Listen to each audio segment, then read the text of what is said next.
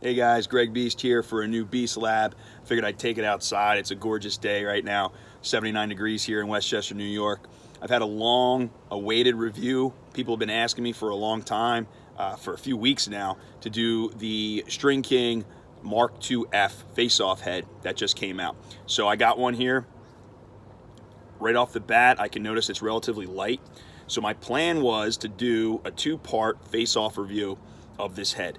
Part one, we'll look at the design and we'll discuss that.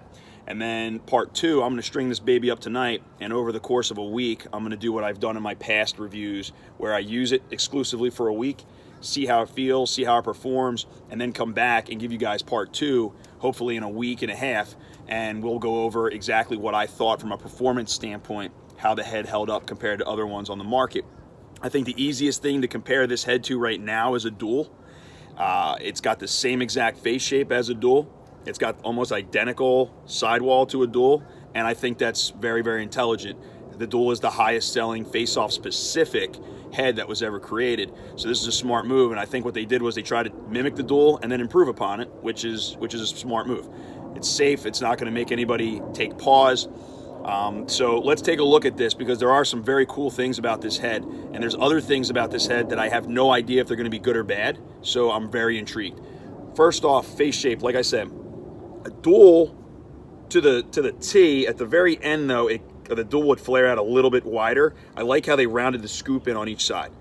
They made a stronger version of a scoop up top, something the dual two will have and some of the other heads have, which is smart. You can see how it kind of tilts in on each side so that you can get those corner ground balls. So that's a smart move right there. Then you have from the side, like we have the dual kind of kicks out here, but there's more plastic here than a dual, which is smart because they want that scoop to be strong. The one thing you see on a lot of heads, and at least the face-off heads that are going to come out this year, you got like 3 or 4 new heads are going to come out, is everyone is strategically trying to place their string holes in certain spots to reduce stress and make the head stronger for a longer period of time. What you don't notice on this head is that they went squares all the way down the side. Now, I'm not an engineer, and I can guarantee you these guys put a lot of thought into this, so I'm interested on whether this is going to compromise the integrity of the sidewall, or if the design itself and the materials they used are going to nullify that. I can tell you right now that it's got a slight bit of a matte finish, which is pretty cool. This is definitely an interesting polymer. I don't know what kind of material this is, but I can tell you right now that when I take this head, it bends like a pretzel right away, and you can fold this thing right in half. But here's the thing you can't argue. The fact that it springs right back to its exact shape is pretty awesome. So the question's going to be, is on a 50-50, when I make contact with the other guy's sidewall, is this whole thing going to flop? Or is it designed to do that so that it can bury underneath and wrap around the ball? I have no clue, but what I am excited about is that it goes right back to its original shape, at least when I'm doing it here. If I'm doing it over the course of 50 to 100 face-offs, let's see what happens. Standard short throat for a face-off head, it's almost become impossible not to make a face-off head without that short throat now. It just gives you a little bit more leverage. And then these cross pins in here, I'm interested to see how they anchor inside of a shaft. If they're going to be, I can tell right now just by looking at this that this is kind of tight. So I think what their idea was to make this as small as possible so that you have to jam it onto the shaft so there's no wiggle. And then you have these cross pins to lock it in place. That's what I would guess. We'll see, because this does look a little tight. So it'll be interesting. This was smart right here. Your goal is to make a head light, and they took away a lot of plastic down here, and that just adds to the light feel of this head. This is an easy spot to get rid of weight, and it was really intelligent on their side of the ball to try and lighten this up right here where this isn't going to be compromised at all. This is not a flex point, so you can take all the weight you want out of this spot, and it even kind of opens up a little bit of stringing ideas for guys. I think if you're a stringer, this head's going to be pretty cool because you have a lot of options. I've always said the same thing. If you're a stringer, then face-off, you shouldn't even be doing reviews of face-off heads because it doesn't matter. There's face-off guys don't really care about having the perfect hard mesh strung stick to rip shots.